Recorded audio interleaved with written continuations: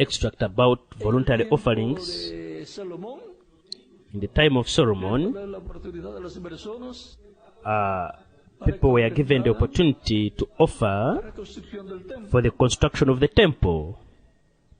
And the one who contributed the most for that construction, who would it be?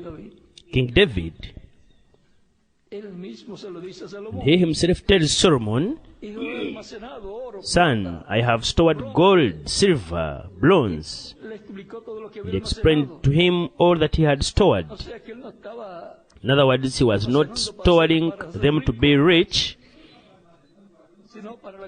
but for the construction of a temple for God. That is good to save for the work of God.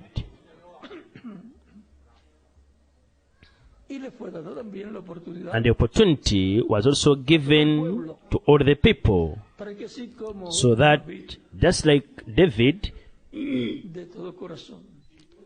with all his heart was offering his riches, everything that God had given him, he was accumulating it for the construction of the temple. With voluntary offerings like those of David. So like David, all the people offered to God. They did not have to say, "We are going to have a dinner and everyone is going to pay for the entrance fee for so much," or "We are going to make a great activity," maybe like a concert or whatever. No. Everyone was given the opportunity to offer voluntarily without expecting anything in return. Because if you are given something in return, then you have already received the reward. You already paid for a meal or for a music activity, as they call it, a concert, something of that sort. You already received your reward. But when something is done without expecting anything in return, with all your heart,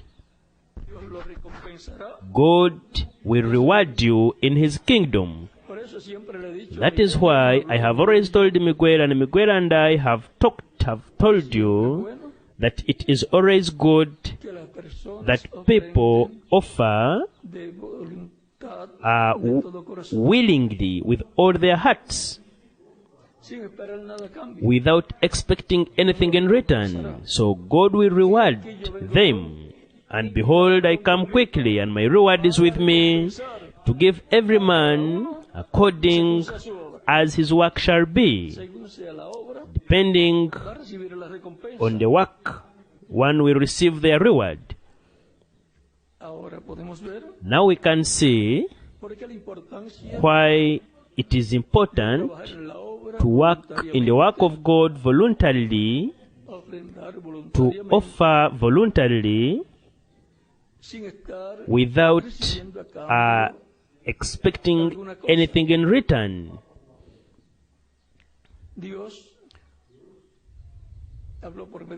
God spoke through Jesus Christ and said, "Lay up treasures in heaven."